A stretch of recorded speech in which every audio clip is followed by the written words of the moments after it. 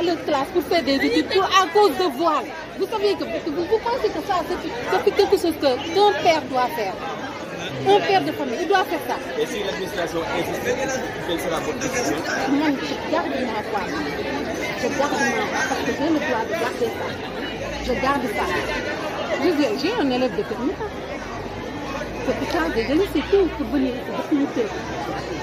J'ai un élève qui est en classe de terminale. Mais je garde ma voix. Parce que Ousmane Sonko, c'est lui qui a dit qu'on doit porter ça, on doit porter ça pour tout le monde, on porte ça pour tout le monde. Eux, ils respectent ça. Et eux, au début, ils avaient accepté. Pourquoi aujourd'hui, à 5 mois, ils savent que les élèves n'ont plus nulle part où aller? Ça, c'est un peu de qui commence à s'appeler encore. Discrimination. Ça dépasse même discrimination. C'est de l'escroquerie. C'est de l'escroquerie totale. Parce que nous avons accepté qu'on est élèves. Il faut mettre là-bas. Au début, après, au milieu de l'année, tu dis que non, on ne met plus de voile. Moi, je ne comprends pas ça. Ce n'est pas une bonne décision. Après, tu dis que tu es un gars discipliné. Où est la discipline? Le nom, c'est comment? Je suis désolée.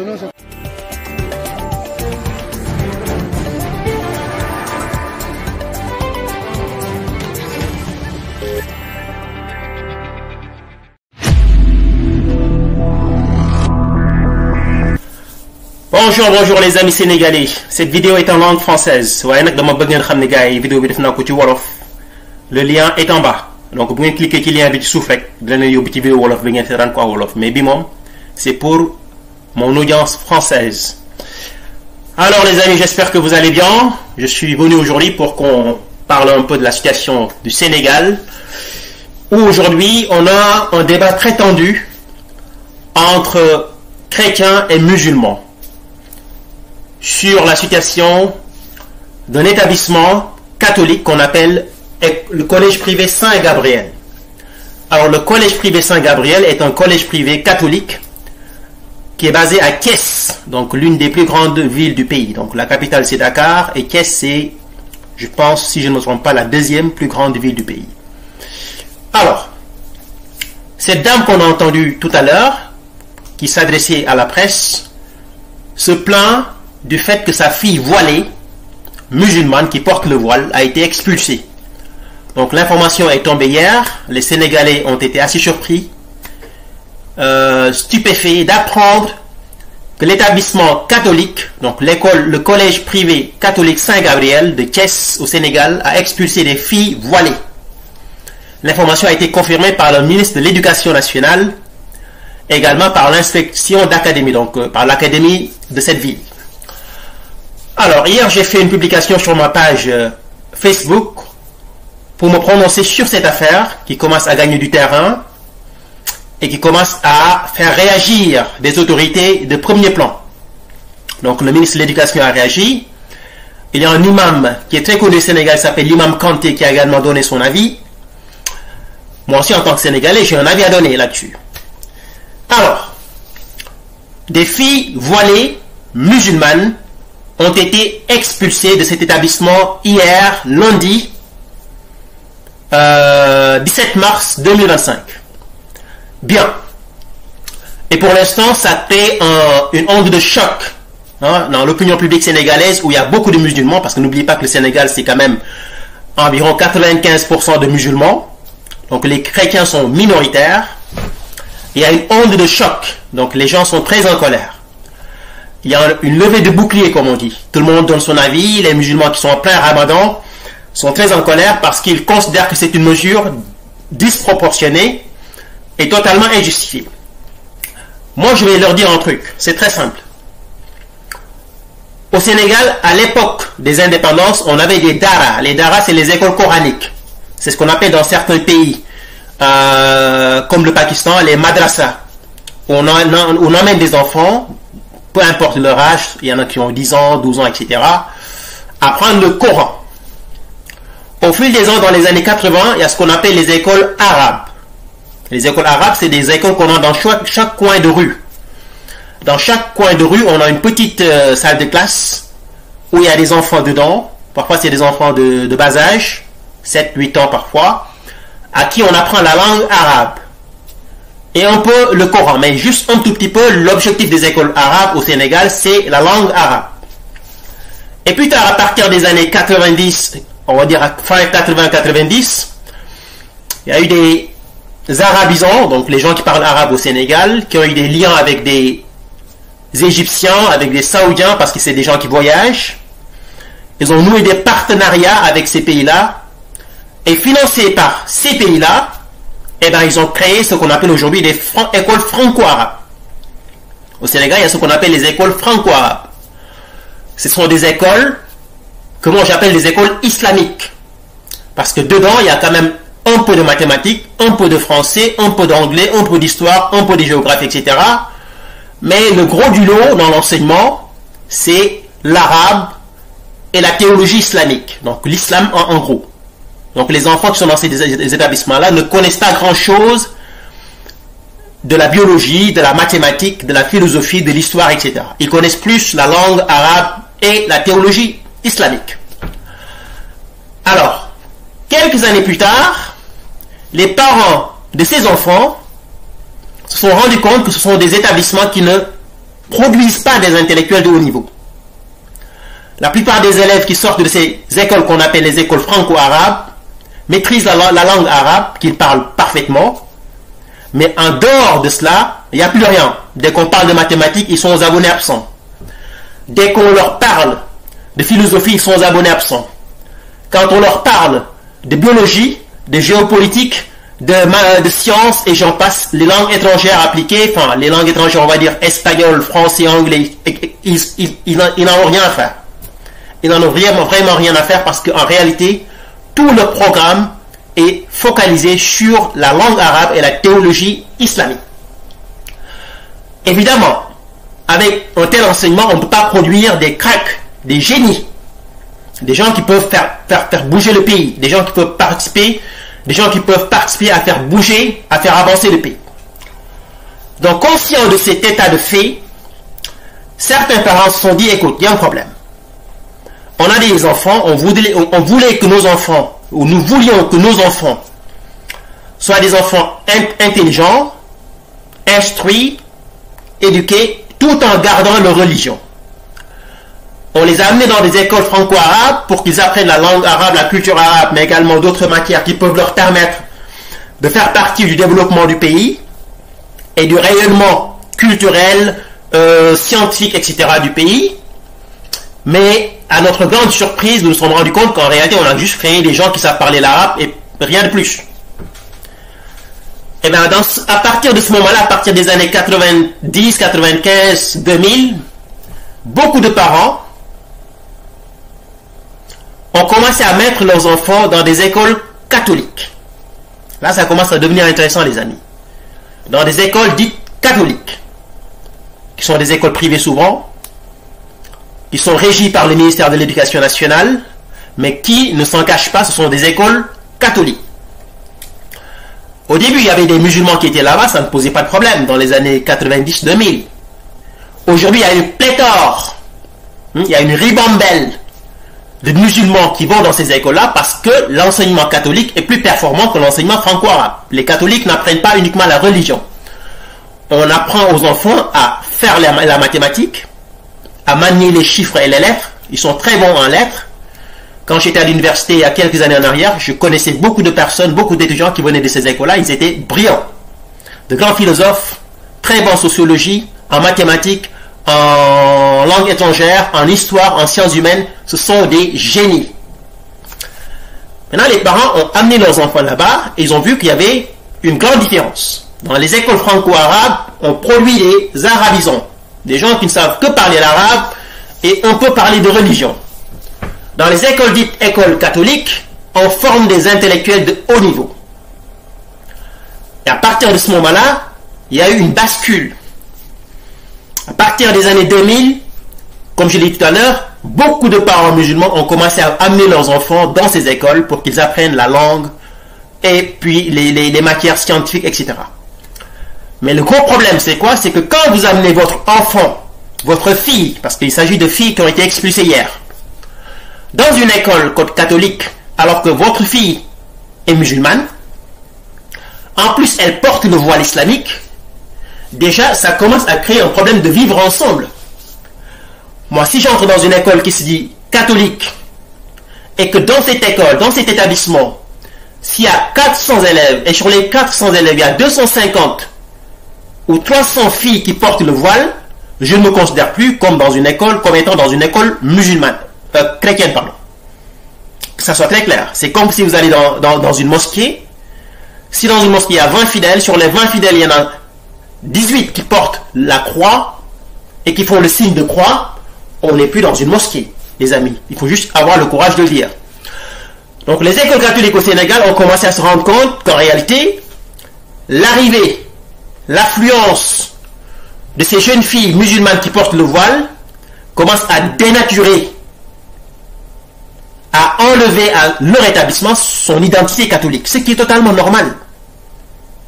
Vous venez faire des études chez nous les catholiques, respectez au moins notre identité catholique. Le voile, vous le laissez à la maison. Mais non, cela fait des années que les filles vont dans ces établissements avec le voile islamique. Et aujourd'hui, le phénomène est tellement ample qu'il est très difficile pour les écoles catholiques de pouvoir le juguler, l'arrêter. Alors, c'est très simple, les amis, pour ceux qui ne connaissent pas la réalité de ce pays-là. Comme je l'ai dit tout à l'heure, dans cette histoire, les musulmans ont tort. Certains musulmans m'en voudront, je m'en fiche complètement de leur avis. Je dis ce que je pense. Dans cette histoire, les musulmans ont tort et les chrétiens, ils ont raison. Foutez la paix aux chrétiens. Foutez la paix, les amis, aux chrétiens. Vous avez créé des écoles franco-arabes dans lesquelles on a des femmes voilées, ça ne nous pose pas de problème. Mais vous savez la différence entre les franco-arabes et les écoles catholiques, c'est quoi? Les franco-arabes produisent des islamistes, des salafistes, des prédicateurs et des imams. Les écoles catholiques produisent la lumière du pays. Les intellectuels de haut niveau sortent de ces écoles-là. Vous avez échoué dans les écoles catholiques, maintenant vous venez dans les écoles musulmanes, pardon, dans vos écoles islamiques, c'est l'échec total, parce que vous n'avez pas été capable depuis plus de 20 ans de produire des intellectuels. Maintenant vous venez dans l'école catholique et vous voulez imposer votre culture islamique, votre voile islamique, et quelques années plus tard, ça sera même une mosquée. Ils vont demander que dans ces écoles-là, qu'il y ait une salle de prière pour eux, peut-être. Parce qu'avec eux, tant que tu ne réagis pas, ils franchissent tous les paliers. Donc pour l'instant, c'est le voile. Si les établissements catholiques au Sénégal ne mettent pas fin à ce phénomène, je vous dis dans quelques années, les musulmans vont réclamer des salles de prière dans ces établissements qui sont des établissements catholiques. Ils ne s'en cachent pas. Ils ne s'en cachent pas, ce sont des établissements catholiques. Alors, pour conclure la situation, vous voyez la différence entre le christianisme et un peu l'islam, les amis. Les chrétiens sont ouverts d'esprit. Dans leurs établissements, ils apprennent à leurs enfants à prier, à lire la Bible, à croire en Dieu, oui, mais ils leur apprennent également à apprendre des matières qui peuvent leur permettre demain de pouvoir faire face aux défis auxquels le pays est confronté. La mathématique, la science en général, les sciences humaines, les langues, etc. Dans les établissements dits franco-arabes, où on apprend que la religion à des enfants, finalement on produit quoi? Dans quelques années, au bout de quelques années, quand ils finissent leur formation, ils ont même du mal à s'intégrer dans la société. Ils ne parlent que l'arabe, ils ne connaissent que la religion islamique, aucune information ou bien aucune idée de l'histoire, un niveau terrible en sciences, un niveau terrible en philosophie, un niveau terrible dans les sciences humaines. Donc vous avez échoué dans les écoles francophones, dans les écoles franco-arabes. Maintenant, votre échec dans les écoles franco-arabes, vous voulez le traîner, vous voulez l'amener dans les écoles catholiques qui, depuis plus de 20 ans, sont connues au Sénégal comme étant des écoles d'excellence, qui produisent des intellectuels de très haut niveau. Donc les choses sont très claires, les amis. Si vous voulez que ce problème s'arrête, c'est très clair. Les musulmans du Sénégal ont l'obligation, s'ils se disent musulmans, Parce que moi, je trouve que c'est un contresens de se dire qu'on est musulman et d'amener sa fille voilée dans une école catholique. Pour moi, c'est totalement absurde. Quelqu'un qui se dit musulman et qui réclame sa fierté d'être musulman et qui impose le voile à ses enfants, à ses filles de 12, 13 ou 18 ans, peu importe, cette personne, s'il est cohérent, s'il est logique, cette personne, si elle est cohérente, si elle est logique, ne peut pas amener sa fille ou son fils dans une école catholique. Ça n'a pas de sens. Vous foutez le bordel chez les catholiques, alors que les catholiques ne foutent pas le bordel chez vous. Dans les écoles franco-arabes, il n'y a aucun enfant chrétien dans ces établissements. Aucun. Tous les enfants sont des musulmans. Et toutes les personnes qui ont eu à fréquenter ces établissements savent que c'est des établissements islamiques.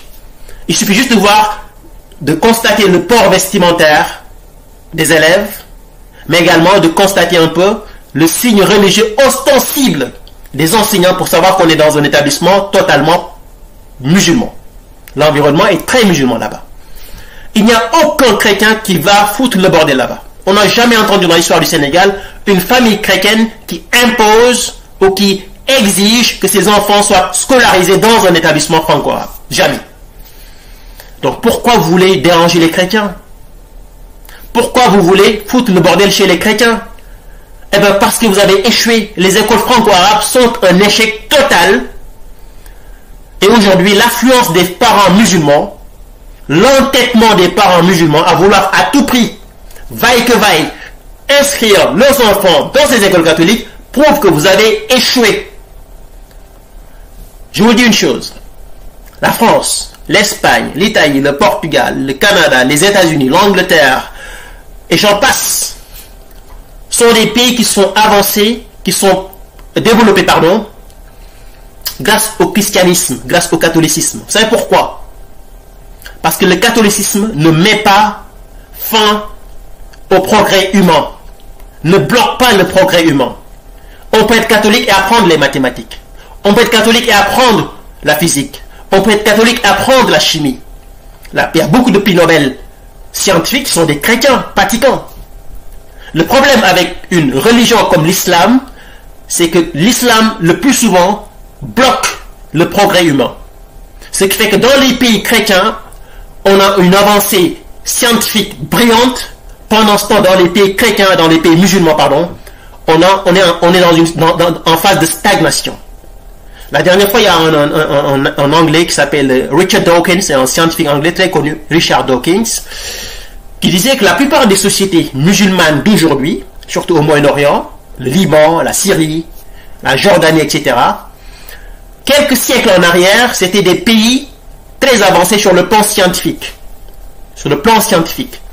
Mais depuis que l'islam a commencé à gagner du terrain, il y a eu une décrépitude. Ils se sont effondrés. Parce que l'islam ne leur permet pas d'avancer. Et ça, c'est ce qu'on est en train de voir dans le cas du Sénégal.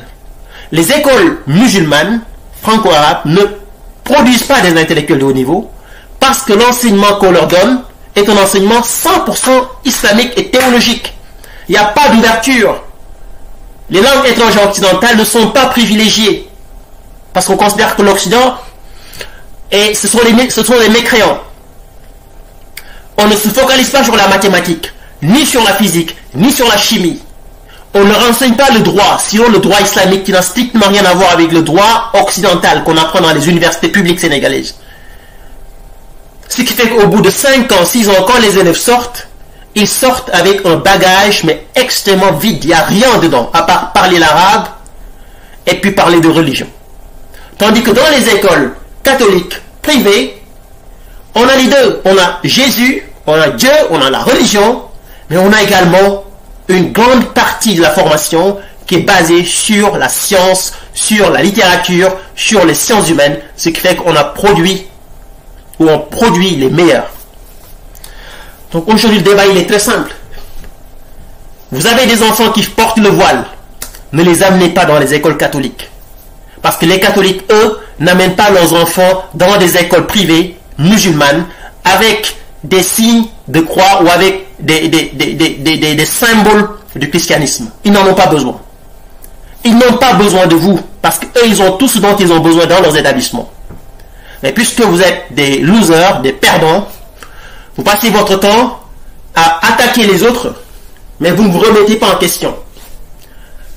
Le problème, je l'ai identifié, c'est très simple. Vous voulez que vos établissements fonctionnent et que vos enfants ou vos filles qui sont voilées restent dans ces établissements musulmans, c'est très simple.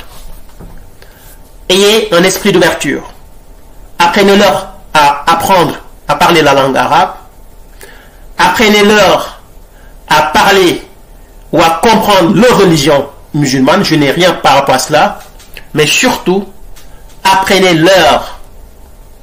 à vos filles et à vos fils qui vont dans ces établissements musulmans à aussi apprendre les matières qui font avancer un pays. La science, les sciences humaines, et j'en passe. Foutez la paix aux chrétiens. Vous avez échoué. N'allez pas dans des établissements chrétiens pour foutre le bordel. Les chrétiens ne sont pas responsables de votre échec. Ils ont des établissements catholiques. Ils ne s'en cachent pas. Ce sont des établissements catholiques. Une fille voilée n'a rien à faire dans un établissement catholique. Il n'a qu'à aller dans un établissement musulman si réellement elle tient tant à sa religion. Voilà ce que j'ai à dire. Donc force à la communauté sénégalaise chrétienne. Force à vous les chrétiens, je vous l'avais dit. Jésus vous avait regardé et il avait dit à ses apôtres, vous êtes la lumière du monde. Vous êtes la lumière du monde. C'est ce que Jésus avait dit à ses apôtres dans Matthieu. Et bien voilà, la preuve elle est là. Avec vous, il y a la prospérité, il y a l'avancement, il y a le progrès. Avec les autres, on est dans l'obscurantisme. Merci infiniment les amis. Voilà la situation en ce moment. Les chrétiens se font attaquer par les musulmans qui considèrent que leurs enfants, leurs filles ont le droit d'aller dans ces établissements catholiques et porter le voile, qui est un signe religieux ostensible et qui est incompatible avec les valeurs chrétiennes. Je vous remercie infiniment les amis. À bientôt. Au revoir.